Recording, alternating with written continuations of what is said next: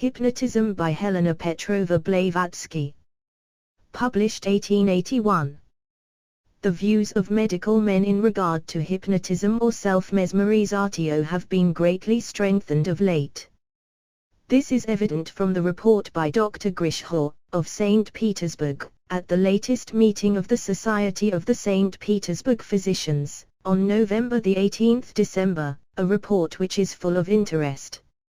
Until recently, the phenomena of hypnotism have been only accepted under a quasi-protest, while mesmerism and clairvoyance were regarded and denounced by the best authorities in science as pure charlatanism. The greatest physicians remained skeptical as to the reality of the phenomena, until one after the other came to learn better, and these were those, of course, who had the patience to devote some time and labor to personal experiment in this direction. Still many have thus acquired the profound conviction that there exists in man a faculty, mysterious and yet unexplained, which causes him under a certain degree of self-concentration to become as rigid as a statue and lose more or less his consciousness. That once in such a nervous state, at times his spiritual and mental faculties will seem paralyzed, and the mechanical action of the body alone remain, while at others it will be quite the contrary, his physical senses becoming benumbed, his mental and spiritual faculties will acquire a most wonderful degree of acuteness. Last summer Dr. Grishor made, with Professor Berger, a series of hypnotic experiments and observations in the Breslau Hospital for Nervous Diseases. One of the first patients experimented upon was a young girl of about 20, who suffered acutely from rheumatic pain. Professor Berger, applying to the tip of her nose a small hammer used for auscultations, directed her to concentrate all her attention upon the spot touched.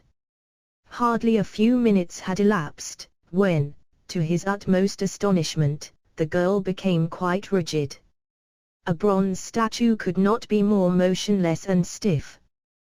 Then Dr. Grishor tried every kind of experiment in order to ascertain that the girl did not play a part.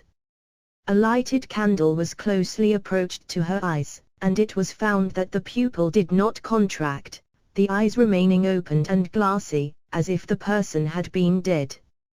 He then passed a long needle through her lip and moved it in every direction, but the two doctors remarked neither the slightest sign of pain, nor, what was most strange, was there a single drop of blood. He called her by her name, there came no answer.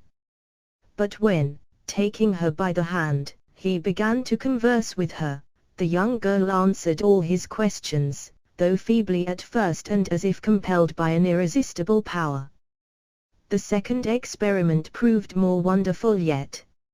It was made with a young soldier, who had just been brought into the hospital, and who proved what the spiritualists call a medium, says the official report. This last experiment finally convinced Drs. Grishor and Berger of the reality of the doubted phenomena.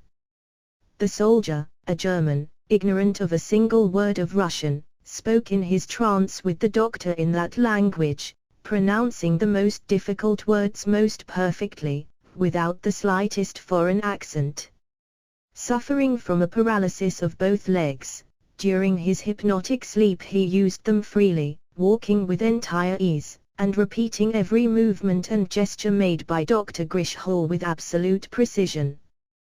The Russian sentences he pronounced very rapidly, while his own tongue he spoke very slowly. He even went so far as to write, at the doctor's dictation, a few words in that language, quite unknown to him, and in the Russian characters. The debates upon this most important report by a well-known physician were announced to take place at the next meeting of the Society of the St. Petersburg Medical Practitioners. As soon as the official report of the proceedings is published, we will give it to our readers. It is really interesting to witness how the men of science are gradually being led to acknowledge facts which they have hitherto so bitterly denounced. Hypnotism, we may add, is naught but the tratakar of the yogi, the act of concentrating his mind on the tip of the nose, or on the spot between the eyebrows. It was known and practiced by the ascetics in order to produce the final samadhi, or temporary deliverance of the soul from the body, a complete dethronement of the spiritual man from the slavery of the physical with its gross senses. It is being practiced unto the present day.